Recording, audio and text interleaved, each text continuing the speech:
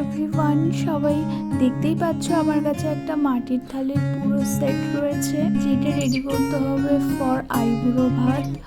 তো পুরো প্রসেসের কিছু কিছু ক্লিপ আমি নেওয়ার চেষ্টা করেছি। যেমন ধরো, এখন থালিগুলো নিয়ে এসে রেডি করে সেটাকে একটা বালতির মধ্যে নারকেলের খোসা দিয়ে ভালো করে আমি পরিষ্কার করে নিচ্ছি। মানে দেখাচ্ছি তো একবার, বাট অনেকবার জল নিয়ে ওটা ভালো করে পরিষ্কার করা হয়েছে।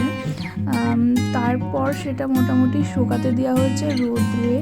এবার এপিট ওপিট করে ভালো করে একটু সময় নিয়ে এটা শুকাতে দিতে হবে, যাতে জলটা পুরোটা শুকিয়ে যায়। তারপর একটা হোয়াইট বেস কালার নিয়ে থালা এবং বাটির সমস্ত জায়গায় অ্যাপ্লাই করব। অ্যাপ্লাই করার পরে এটা খানিকক্ষণ আমি রোদ্রে শুকাতে দেব। শুকিয়ে এলে আমি এর ওপরে একটা মেইন বেস যে কালারটা সেটা দেব। যেমন আমি এখানে রেড কালারটা চুজ করেছি। রেড অ্যাপ্লাই করার পরে এটাও আমি অনেকটা সময় ধরে রোদ্রে শুকাতে দেব। খেয়াল রাখবে রঙগুলো ভালোভাবে শুকানো হয়, না হলে কালার ভালোভাবে বসবে না। মেইন ডিজাইন স্টার্ট করার আগে আমি লাইনসগুলো ভালোভাবে ক্রিয়েট করে নেব। সেন্টারটা আমার একদম ফাঁকাই থাকবে এবং সাইড দিয়ে ফিল থাকবে অসংখ্য ছোট ছোট কলকা দিয়ে, যেটা থাকবে রেকমেন্ডেশন কলকা।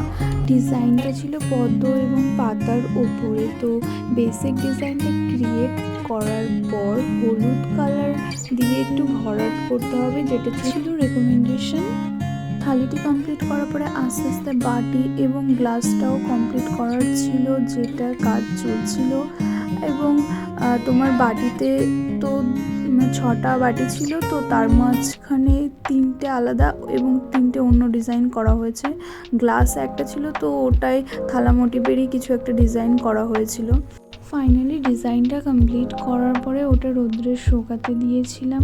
পুরো প্রসেসটার ইম্পর্টেন্ট বিষয় হচ্ছে রোদ্রে শুকানো। তো লাস্ট আমি বার্নিশ অ্যাপ্লাই করে পুরো কালারটাকে সিকিউর করে দেবো, যাতে পুরো কাজটা কোনো রকম প্রবলেম পরে না ফেস করতে হয়। অ্যাপ্লিকেশন কমপ্লিট হয়ে যাওয়ার পরে এটাকে রোদ্রে শুকাতে দেব। মোটামুটি পুরো দিনের জন্য শুকাতে দিতে হবে, যাতে রোদটা ভালোভাবে পাই আর জিনিসটাও ভালো থাকে। এবার দেখো আমি এটাকে রোদ্রে শুকাতে দিয়েছি। এইবার শুকানোর পরে পুরোপুরি কমপ্লিট লুকটা। তোমাদের কাছে থালিটি কেমন লেগেছে আমাকে অবশ্যই জানাবে, এবং যে কোনো স্পেশাল অনুষ্ঠানের জন্য থালি বুকিং করতে পারো। আজকের মতো টাটা সবাইকে, আবার কথা হবে অন্য কোনো ব্লগে। Thank you for watching everyone.